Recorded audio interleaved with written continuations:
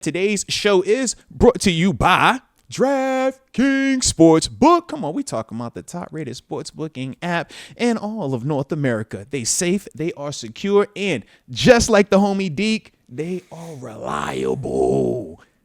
But with that being the case, we also know that, man, you got to know why you want to use it. Well, why?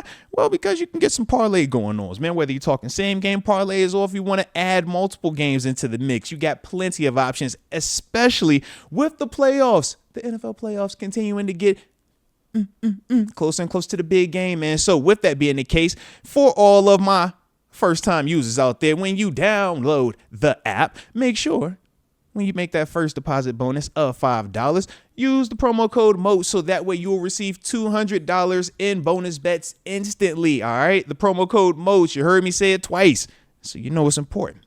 But with that being the case, man, that'll give you a chance to potentially get back into the game, and we'll see what it does from there with your picks. But more importantly, man, I can also understand that you can get lost in the sauce. Might develop a gambling problem, or you might just need some help. And if you're living in New York, it's a number that you can text. Shout out to the New Yorkers, baby. But for everybody else, the digits to dial are 1-800-GAMBLER.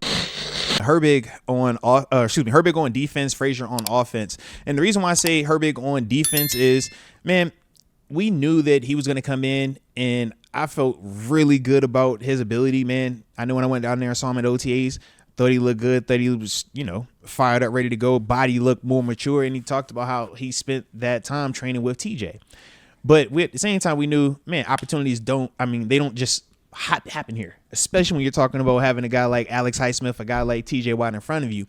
But regardless of when those opportunities came for him, he took advantage of them, man, in a major way. And to me, man, it was just one of those ones where, obviously he plays the position that I play, so you kind of got that like personal connection with him as well. But as a whole, that was the dude for me that I would say like really stood out to me from a defensive standpoint. And then offensively, like I said, with Zach Frazier, man, Zach for a couple of reasons. Number one, y'all know with the radio show I do, my dude Wes, this diehard West Virginia fan, man, he's been talking about Zach Frazier for the past 3 seasons to me. Did he have him as his number one center? No, swear, okay. He's been he wanted him over Jackson Powers, over Graham. He's always like, yo, bro, like that's the guy. Like I know nobody talks about him like that, but that's the guy. Like he's been on him, the wrestling stuff. Oh man, the record. Like so, for me, it was like, bro, now that he's here, this dude better be good. You know what I mean? Like that's all I kept. It was kind of like how I looked at you and Kenny Pickett. It's kind of how I looked at